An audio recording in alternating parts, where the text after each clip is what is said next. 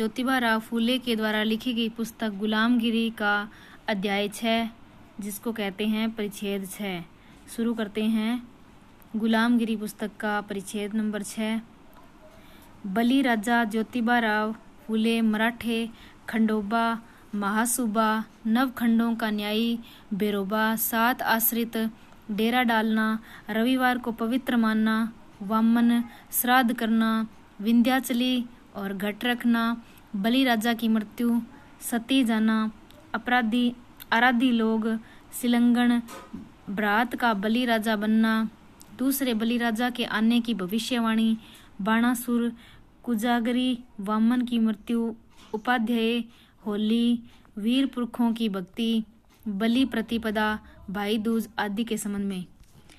ढोंडीराव फिर बलि राजा ने क्या किया? ज्योतिबा राव बलि राजा ने अपने राज्य के करीब करीब सभी सरदारों को पड़ोसी क्षेत्रपतियों की ओर तुरंत भेज दिया और इस तरह की ताकीद की कि उन सभी लोगों को किसी भी तरह की दलील न देते हुए अपनी सारी फौज लेकर के उसकी मदद के लिए आना चाहिए। ढोंडीराव इस देश का इतना बड़ा प्रदेश बलि के अधिकार में था? तो ज्योतिबा राव बोलते हैं कि इस देश में कई प्रदेश बलि राजा के अधिकार में थे। इसके अलावा सिंहल द्वीप आदि पड़ोसी के देश कई प्रदेश इसके अधिकार में थे। ऐसा भी कहा जाता है चूंकि वहाँ बलि नाम का एक द्वीप भी है। इस प्रदेश के दक्षिण में कोल्हापुर की पश्चिमी दिशा में बलि के अधिकार में कोंकण और मावला प्रदेश के कुछ क्षेत्र थे। वहाँ ज्योतिबा नाम का मुखिया था। उसके रहने का मुख्य स्थान कोल्हापुर के उत्तर में रत्नगिरी नाम का पहाड़ था। इसी प्रकार दक्षिण में बलि के अधिकार में दूसरा एक और प्रदेश था, उसको महाराष्ट्र कहा जाता था और वहाँ के सभी मूल क्षेत्रवासियों को महाराष्ट्री कहा जाता था। बाद में उसी का भ्रंश रूप हो गया और मराठे वो कहलाए। यह महाराष्ट्र प्रदेश बहुत बड़ा होने से बलि राजा ने उस प्रदेश को 9 क्षेत्रों में बांट दिया था। इसी के कारण उस हर क्षेत्र के मुखिया का नाम खंडोबा पड़ गया था। इस तरह का उल्लेख मिलता है। हर खंड के मुखिया को योग्यता के अनुसार उनके हाथ के नीचे कहीं 1 तो कहीं 2 प्रधान रहते थे। उसी प्रकार हर एक खंडोबा के हाथ के नीचे बहुत मल्ल या पहलवान थे। इसलिए उसको मल्लू खान कहते हैं। उन 9 में जेजोरी का खंडोबा एक था। यह खंडोबा नाम का मुखिया अपने पास पड़ोस के क्षेत्रपतियों के अधिकार में रहने वाले मल्लों को ठीक करके उन्हें अपने वर्चस्व में रखता था। इसलिए उसका यह दूसरा नाम मल्लरी पड़ गया। मल्हारी इसी का वंश है। उसकी यह विशेषता थी कि वह धर्म के अनुसार ही लड़ता था। उसने कभी भी पीठ दिखाकर भागने वाले किसी भी शत्रु पर वार नहीं किया। इसलिए उसका नाम मारतोड़ पड़ गया, जिसका वंश मार्तंड हो गया। उसी प्रकार वह दीन लोगों का दाता था। उसको गाने का बड़ा शौक था। उसके अनुसार स्थापित या उसके नाम पर प्रसिद्ध मल्हार राग है। यह राग इतना अच्छा है कि उसी के सहारे से तानसेन नाम का मुस्लिमों में जो प्रसिद्ध गायक हुआ, उसने भी एक दूसरा मल्हार राग बनाया है। इसके अलावा बलि राजा ने महाराष्ट्र में महासुबा और 9 खंडों के न्यायी के रूप में 2 मुखिया वसूली और न्याय करने के लिए नियुक्त किए थे। उनके हाथ के नीचे अन्य कई मजदूर थे। इस प्रकार का उल्लेख भी मिलता है। फिलहाल उस महासूबे का वंश महसोबा हुआ। वह समय समय पर लोगों की खेती बाड़ी की जांच पड़ताल करता था और उसी के आधार पर छूट सहूलियत देकर सभी को खुश रखता था। इसलिए मराठों में एक भी कुल या किसान ऐसा नहीं मिलेगा जो अपनी खेती बाड़ी के समय किसी भी पत्थर को महासूबे के नाम पर सिंदूर की लिपापोती करके उसको धूप जलाकर उसका नाम लिए बगैर खेत में बोएगा। वे तो उसका नाम लिए बगैर खेत को हैसिया भी नहीं लगा सकते। उसके नाम का स्मरण किए बगैर खलिहान में रखे अनाज के ढेर को तोल भी नहीं सकते। उस बलि राजा ब्राह्मण सूबे यानी प्रदेश बनाकर के किसानों से वसूली करने का तरीका यमन लोगों ने अपनाया होगा। इस प्रकार का तर्क दिया जा सकता है क्योंकि उस समय यमन लोग ही नहीं बल्कि मिस्र के कई विद्वान यहाँ पर आकर ज्ञान पढ़कर जाते थे। उस तरह के भी प्रमाण मिलते हैं। तीसरी बात यह है कि अयोध्या के पड़ोस में काशी क्षेत्र के इर्द गिर्द कुछ क्षेत्र बलि के अधिकार में थे। उस प्रदेश का 10वां खंड कहा जाता था। वहाँ के मुखिया कुछ दिन पहले काशी शहर का कोतवाल था, इसके भी प्रमाण मिलते हैं। वह गायन कला में इतना कुशल था कि उसने अपने नाम पर एक स्वतंत्र राग बनाया। उस भैरव राग को सुनकर के तानसेन जैसे ख्याति प्राप्त महागायक भी नतमस्तक हुए। उसने अपनी ही कल्पना से डोर नाम के एक वाद्य का निर्माण किया। इस डोर नाम के वाद्य की रचना इतनी विलक्षण थी कि उसके ताल, सुर में मृदंग, तबला आदि वाद्य भी उसकी बराबरी नहीं कर सकते। लेकिन उसकी ओर ध्यान न देने से उसको जितनी प्रसिद्धि मिलनी चाहिए थी उतनी नहीं मिल सकी। उसके जो सेवक हैं उन्हें भेरवाड़ी कहते हैं, जिसका अपभ्रंश बराड़ी है। इसमें इस बात का पता चलता है कि बलि राजा का राज्य इस देश में आजपाल यानी राजा दशरथ के पिता जैसे कई क्षेत्रपतियों के राज्य से भी बड़ा था। इसलिए सभी क्षेत्रपति उसी नीति का अनुसरण करते थे। इतना ही नहीं, उनमें से 7 क्षेत्रपति बलि राजा को लगान दे करके उसी के आश्रय में रहते थे, इसलिए उसका नाम 7 आश्रित पड़ गया था। इस प्रकार का उल्लेख मिलता है। तात्पर्य, उक्त सभी कारणों से बलि का राज्य विशाल था और वह बहुत ही बलशाली था। इस बात को प्रमाणित करने वाली एक लोक कहावत भी है। यह कहावत है कि जिसकी लाठी उसकी भैंस, बलि तो कान पीली। इसका मतलब है जो बलवान है उसी का राज। बलि राजा कुछ विशेष महत्वपूर्ण काम अपने सरदारों को सौंप देता था। उस समय बलि राजा अपना दरबार भरवाता था। वहां सबके सामने एक उल्टी थाली रख देता था। उस थाली में हल्दी का चूर्ण और नारियल के फल के साथ पान का बीड़ा रखवाकर कहता था कि जिसमें यह काम करने की हिम्मत है यह बात पान का बीड़ा उठा ले। यानी कि बलि राजा इस तरह कहने पर था जिसमें इस तरह के काम हिम्मत होती थी। वहीं हर हर महावीर की कसम खाकर हल्दी का तिलक माथे पर लगाकर नारियल और पान के बीड़े को हाथ में उठा करके अपने माथे पर रखकर बाद में अपने दुपट्टे में बांध लेता था। उसी वीर को बलि राजा उस काम की जिम्मेदारी सौंप देता था। बाद में वह वीर राजा बलि राजा की आज्ञा लेकर के अपने फौजी के साथ पूरी शक्ति करके लगा करके शत्रु की फौज पर हमला बोल देता था। इसी की वजह से उस संस्कार का नाम तड़ उठाना या तड़ उछलना पड़ा होगा।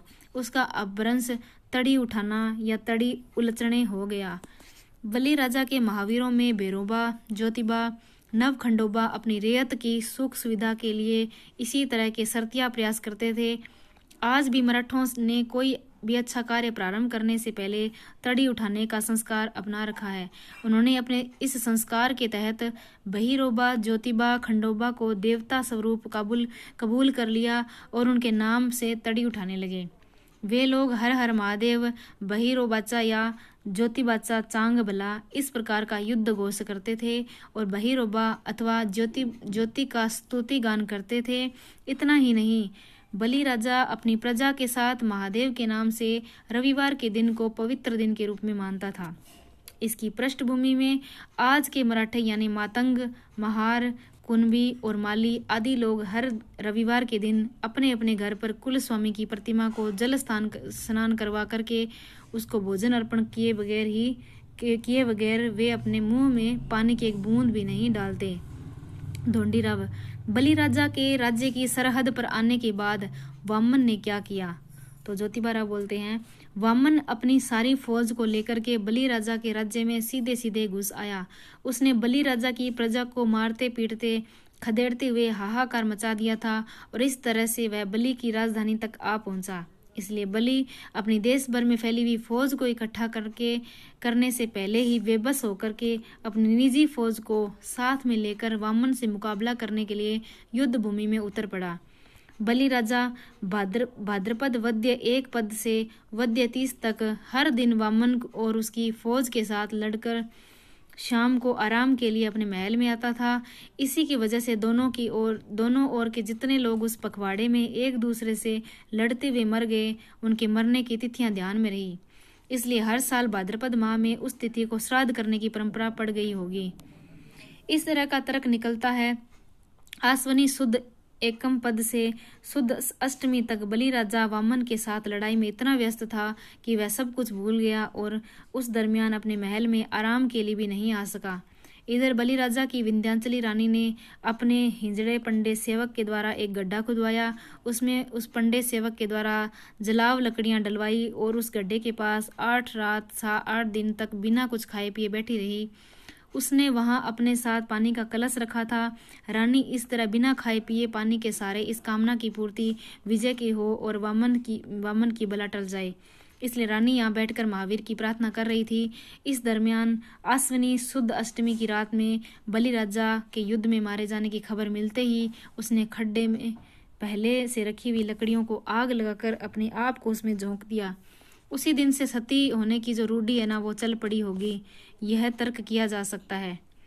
जब रानी विंध्याचली अपने पति के विछोह के कारण आग में कूदकर मर गई थी, तब उसकी सेवा में रहने वाली औरतों और हिजड़े पंडों ने अपने अपने बदन के कपड़ों को नोच नोच कर फाड़ डाला होगा और उस आग में जला दिया होगा। उन्होंने अपनी अपनी छाती को पीट कर जमीन पर अपने हाथों को पीटते हुए, तालियां पीटते हुए, रानी के गुणों का वर्णन करते हुए उस गड्ढे के इर्द गिर्द घूमकर अपना शोक प्रकट किया होगा कि हे रानी, तेरा ढिंढोरा घमघमाया आदि, यानी कि दुख की चिंता के ये शोले वहीं शांत हो जाएं, फैले नहीं। इसलिए ब्राह्मणों के धूर्त ग्रंथकारों के बाद में मौका तलाश कर उस खड्डे का होम या कुंड बनवाकर उसके संबंध में कई गलत सलत बदमाशी भरी घटनाएं गूंथ कर अपने ग्रंथ में लिख कर रखी होगी, इसमें कोई शक नहीं।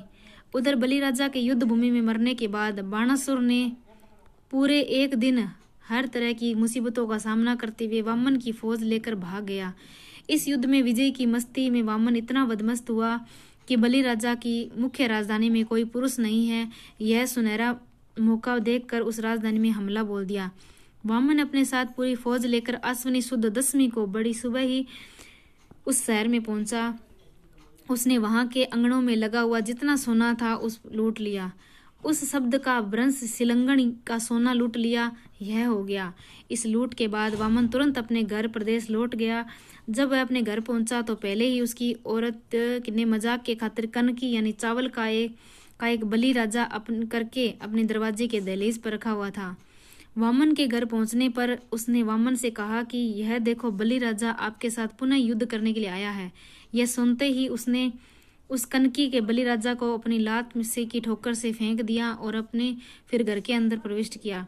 उस दिन से आज तक ब्राह्मणों के घरों में हर साल आश्विनी के महीने में विजयदशमी यानी दशहरा को ब्राह्मण औरतें कनकी या भात का बलि राजा बनाकर अपने अपने दरवाजे के दहलीज पर रखती है। बाद में अपना बायां पांव उस कनकी के बलि राजा के पेट पर रखकर कचनार की लकड़ी से उसका पेट फाड़ती है। बाद में उस मृत बलि राजा को लांग करके अपने घर में प्रविष्ट होती है। यही उनकी सदियों से चली आ रही परिपाटी है। ब्राह्मण पंडा पुरोहितों के घरों में यह त्योहार बड़े उत्साह के साथ मनाया जाता है, इसलिए इस त्योहार को ब्राह्मणों का त्योहार भी कहते हैं। इसी तरह बाणासुर के लोग आश्विनी शुद्ध दशमी की रात में अपने अपने घर गए। उस समय उनकी औरतों ने उनके सामने दूसरे बलि राजा की प्रतिमा रखकर और यह भविष्यवाणी जानकर कि दूसरा बलि राजा ईश्वर के राज्य की स्थापना करेगा, अपने घर की दहलीज में खड़े होकर उसकी आरती उतारी होगी और यह कहा होगा कि अला बला जावे और बलों का राजा आवे, इडा पिडा जावे, आणी बलि राज्य ये वो।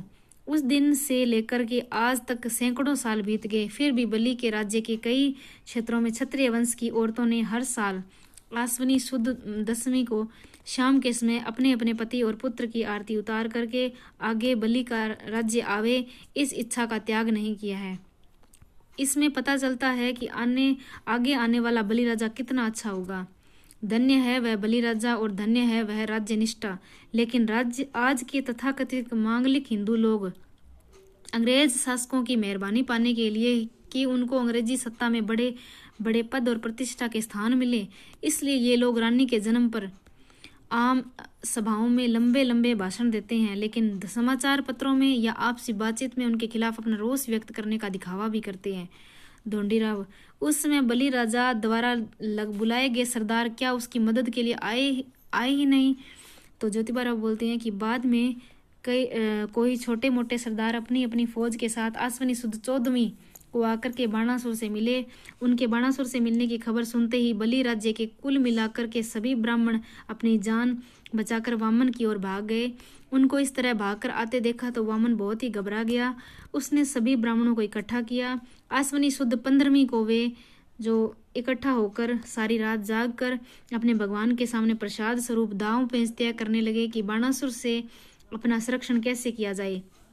दूसरे दिन वामन अपने बाल बच्चों के साथ सारी फौज को लेकर के अपने प्रदेश की सीमा पर पहुंचकर बाणासुर का इंतजार कर रहा था। धोंडीराव, बाद में बाणासुर ने क्या किया? तो ज्योतिबा राव बोलते हैं, बाणासुर ने न आव देखा न ताव, उसने एकदम वामन पर हमला बोल दिया। बाणासुर ने बाद में उसको पराजित कर दिया और उसके पास जो कुछ भी था वह सब लूट लिया।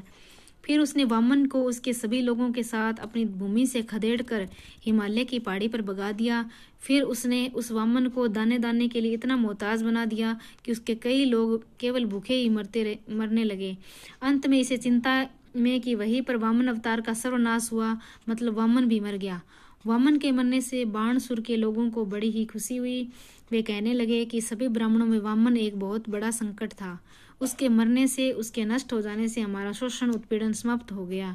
उसी समय से ब्राह्मणों को उपाध्याय कहने की परिपाटी चली आ रही होगी। इस तरह का तर्क निकाला जा सकता है।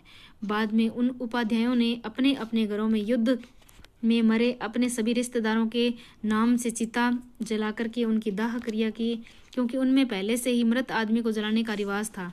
उसी प्रकार बाणासुर और अन्य तमाम क्षत्रिय इस युद्ध में मरे अपने अपने सभी रिश्तेदारों के नाम से फाल्गुन वद्य एक पद को वीर बनकर हाथ में नंगी तलवार लिए बड़े उत्साह में नाचे कूदे और उन्होंने मृत वीरों का सम्मान किया। क्षत्रियों में मृत आदमी के शरीर को जमीन में दफनाने की बहुत पुरानी परंपरा दिखाई देती है। अंत में बाणासुर ने उस उपाध्याय के रक्षण के लिए कुछ लोगों को वहां रखा। शेष सभी को अपने साथ लेकर के अपनी राजधानी में पहुंचा। बाणासुर अपनी मुख्य राजधानी में पहुंचने के बाद जो खुशी हुई उसका वर्णन करने में ग्रंथ का विस्तार होगा। इस डर की वजह से यहाँ मैं उस घटना का संक्षिप्त इतिहास दे रहा हूँ। बाणासुर अपने सारे जायदाद की गिनती करके आश्विनी वद्य त्रयोदशी को उसकी पूजा की। फिर उस नैवेद्य चतुर्दशी और वद्य 30 को अपने सभी सरदारों को बढ़िया बढ़िया खाना खिलाया और सभी ने मौज बनाई। बाद में कार्तिक शुद्ध 1 को अपने सभी कई सरदारों को उनकी योग्यता के अनुसार इनाम और उनको अपने अपने मुल्क में जाकर के काम में लग जाने का हुक्म भी दिया गया।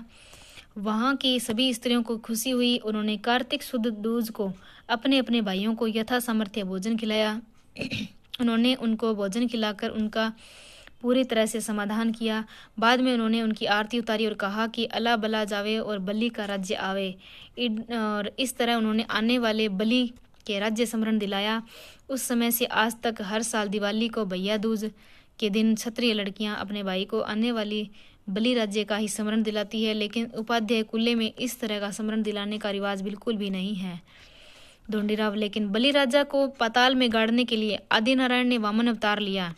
उस वामन ने भिखारी का रूप धारण किया और उसने बलि के राज्य को अपने छल कपट में फंसाया। उसने बलि राजा से 3 कदम धरती का दान मांगा। बलि राजा ने अपने भोलेपन में उसको दान देने का वचन दिया। दान का वचन मिलने के बाद उसने भिखारी का रूप त्याग दिया और इतना विशाल आदमी बन गया कि उसने बलि राजा से पूछा कि अब मुझे तीसरा कदम कहाँ रखना चाहिए। तो उसका यह विशाल काय रूप देखकर बलि राजा बेबस हुआ। उसने उस वामन को यह जवाब दिया कि अब तुम अपना तीसरा पांव मेरे सिर पर रख दो। बलि राजा का यह कहना सुनते ही उस गलीज गेंडे ने अपना तीसरा पांव जो है बलि राजा के सिर के ऊपर रख दिया और उसने बलि राजा को पाताल में दफनाकर अपना इरादा पूरा कर लिया। इस तरह की बात ब्राह्मण उपाध्यायों ने भागवत पुराणों में लिख रखी है, लेकिन आपने जिस हकीकत का वर्णन किया उसने यह पुराण कथा झूठ साबित होती है। इसलिए इस बारे में आपका मत क्या है, यही हम जानना चाहते हैं। ज्योतिबा राव, इससे अब तुम ही सोचो कि जब उस गलीज गेंडे ने अपने 2 कदमों से सारी धरती और आकाश को घेर लिया था, तब उसके पहले ही कदम के नीचे कई गांव के लोग दब गए होंगे और अपनों ने अपनी निर्दोष जाने गंवाई होगी कि नहीं। दूसरी बात यह है कि उसने अपना दूसरा कदम आकाश में रखा होगा। उस समय आकाश में सितारों की बहुत भीड़ होने से कई सितारे एक दूसरे से टकरा भी ये होंगे भी नहीं। तीसरी बात यह है कि उसने अपने दूसरे कदम से कई सारे आकाश को हड़प लिया होगा। तब उससे कमर के ऊपर के शरीर का हिस्सा कहाँ रहा होगा। उसने कमर के ऊपर माथे तक आकाश शेष बचा होगा। तब तक उसने अपने माथे पर अपना तीसरा कदम रखना चाहिए था और अपना पूरा इरादा पूरा करना चाहिए था। लेकिन उसने अपना इरादा पूरे करने की बात अलग रख दी और केवल छल कपट से अपना तीसरा कदम बलिराजा के माथे पर रख दिया और उसको पाताल में दफना दिया। उसकी इस नीति का क्या कहना चाहिए? तो ढोंडीराव, क्या सचमुच में वह आदिनारायण का अवतार है? उसने इस तरह के सरेआम धोखेबाजी की है। जो लोग ऐसे धूर्त दुष्ट आदमी को आदिनारायण मानते हैं, उस इतिहासकार को छी छी करते हुए हम उनका निषेध करते हैं, क्योंकि उन्हीं के लेखों से वामन छली, धोखेबाज, विनाशकारी और हरामखोर साबित होता है। उसने अपने दाता को ही, जिसने उस पर उपकार किया, दया दिखाई थी, उसी को पाताल में दफना दिया। ज्योतिबा राव, चौथी बात यह है कि उसने जो वो गलीज केंडा है, उसका सिर जब आकाश को पार करके स्वर्ग में गया होगा, तब उसको वहां पर बड़े जोर से चिल्लाते हुए बलि से पूछना पड़ा होगा कि अब मेरे 2 कदमों में सारी धरती और आकाश सिमट गए, फिर अब आप ही बताइए कि मैं तीसरा कदम कहाँ पर रखूं, इतना अपना इरादा तथा आपके इरादे को कैसे पूरा करूं, क्योंकि आकाश में उसका मुंह और पृथ्वी पर बलिराजा, इसमें अनगिनत कोसों का फासला रहा होगा। और आश्चर्य की बात यह है कि रशियन, फ्रेंच, अंग्रेज और अमेरिकी लोग आदि में किसी एक को भी उस संवाद का एक शब्द सुनाई भी नहीं दिया। यह कैसे अजीब बात है। उसी प्रकार धरती के मानव बलिराजा के उस वामन नाम के गलेज केंडे को उत्तर दिया कि तुम अपना तीसरा कदम मेरे माथे पर रख दो, फिर यह बात उसने सुनी होगी। यह भी बड़े आश्चर्य की बात है, क्योंकि बलिराजा उसके जैसा बेढंगा आदमी बना नहीं था। पांचवी बात यह है कि उस गलेज गेंडे के बोझ से धरती की कुछ भी हानि नहीं हुई। यह कैसी आश्चर्य की बात है। ढोंडीराव, यदि धरती की हानि हुई होती तब हम यह दिन कहाँ से देखते। उस गलेज गेंडे ने क्या क्या खाकर अपनी जान बचाई होगी। फिर उसके वो मरा होगा और उसके उस विशाल लाश को शमशान में ले जाने के लिए कंधा देने वाले 4 लोग कहाँ से मिले होंगे। वह उसी जगह मर गया होगा यह कहा जाए, तब उसको जलाने के लिए पर्याप्त लकड़ी कहाँ से मिली होगी। यदि उस तरह की विशालकाय लाश को भी जलाने के लिए पर्याप्त लकड़ी नहीं मिली होगी तो यह कहा जाए जब उसको वहीं कुत्ते सियारों ने नोच नोच कर खा लिया होगा और उसका हलवा पस्त किया होगा कि नहीं। तात्पर्य यह है कि भागवत आदि सभी पुराण ग्रंथों में उक्त प्रकार की शंका का समाधान नहीं मिलता है। इसका मतलब स्पष्ट है कि उपाध्यायों ने बाद में समय देखकर सभी पुराण कथाओं में इस तरह के ग्रंथों की रचना की होगी, यही सिद्ध होता है। ज्योतिबा राव, तात आप इस भागवत पुराण को एक बार पढ़ लें, फिर आपको ही उस भागवत पुराण से ज़्यादा इस नीति मतलब इस पर यह नीति अच्छी लगेगी।